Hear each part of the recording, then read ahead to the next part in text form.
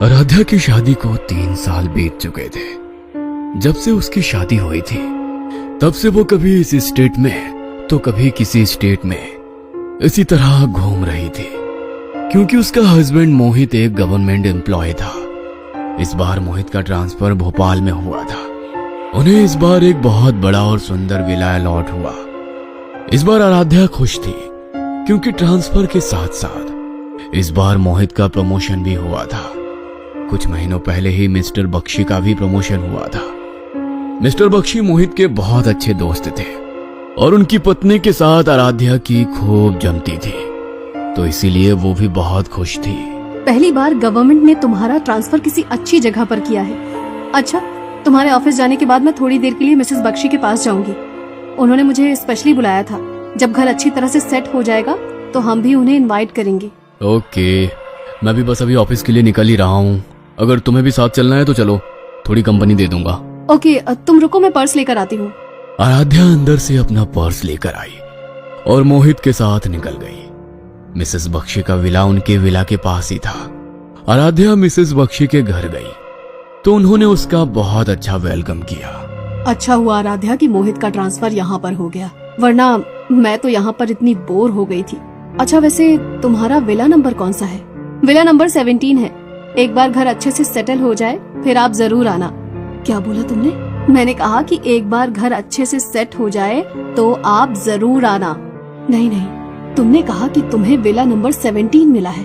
तुम मेरे साथ कोई मजाक कर रही हो क्या? मतलब मैं कुछ समझी नहीं। तुम तो ऐसे कह रही हो जैसे तुम्हें उस विला के बारे में कुछ पता ही नहीं है। आप प्लीज इस तरह गोल मोल बातें मत घुमाओ। जो भी बात है प्लीज बता दो ना। आपकी ऐसी बातों से मुझे डर लगना शुरू हो गया है। अरे, विला नंबर 17 में बहुत साल पहले बैनर्जी फैमिली रहती थी। एक दिन वो अपने किसी फैमिली फ्रेंड के फंक्शन में गए और जब वापस आए तो उनकी बड़ी बहू की मौत हो चुकी थी। उसने खुद ही अपनी जान ले ली थी और उनके पूरे घर में काले जादू का सामान था। उनका कहना था कि उनकी बड़ी बहू अक्सर ही ये सब चीजें करती रहती थी और इसी वजह से उसका हस्बैंड उसे छोड़ना भी चाहता था। लेकिन उसकी मौत के बाद उसकी फैमिली ने उस विला को छोड़ दिया। पर उसके बाद जो भी फैमिली वहां पर रहने के लिए आई वो ज्यादा दिन तक उस विला में रह नहीं पाई। क्या? देखो, आप मुझे डराओ मत। मुझे तो वैसे भी इन चीजों से बहुत डर लगता है। मैं तुम्हें डरा नहीं रही हूँ। सब कहते हैं कि वो विला हॉन्टेड है, लेकिन एक बात अजीब है कि सब कहते हैं कि वहां पर सबको एक बच्चे की आत्मा दिखाई देती है। अब वो बच्चा कौन है ये कोई नहीं जानता। किसी ने भी वहां पर मिसेस बैनर्जी की स्पिरिट को कभी नहीं देखा। बस दिखता है तो सिर्फ एक बच्चा। लेकिन मैं तो तुम्हें कहूंगी कि एक रिक्वेस्ट डाल दो कि तुम्हारा विला नंबर चेंज कर दे। रिस्क मत लो।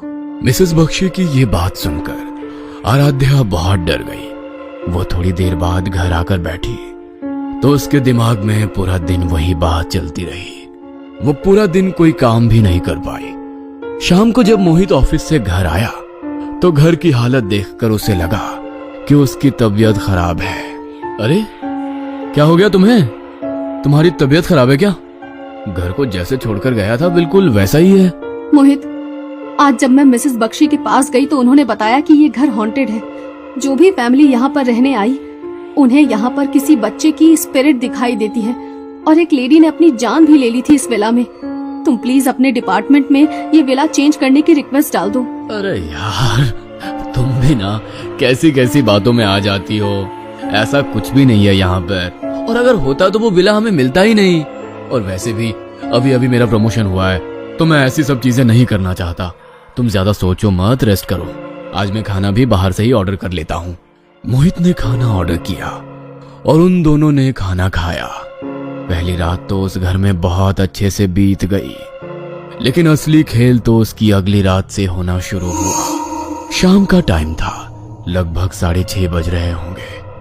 मोहित ने कहा था कि वो आज लेट आएगा। उसे अपने दोस्तों के साथ कहीं जाना था, तो आराध्या ने सोचा कि जब तक मोहित घर आएगा तब तक मैं डिनर बनाकर तैयार कर लेती हूँ। वो किचन में खाना बना रही थी। घर में सबसे पहले कुछ मीठा बनाने का रिवाज होता है, तो उसने हलवा बनाना शुरू किया। पूरे घर में उसकी खुशबू फैल गई।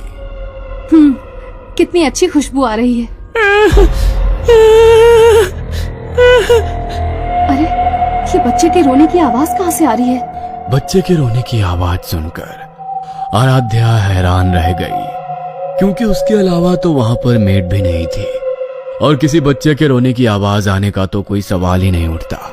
उसे लगा शायद ये उसके मन का वहम है, इसलिए उसने उस आवाज को नजरअंदाज कर दिया।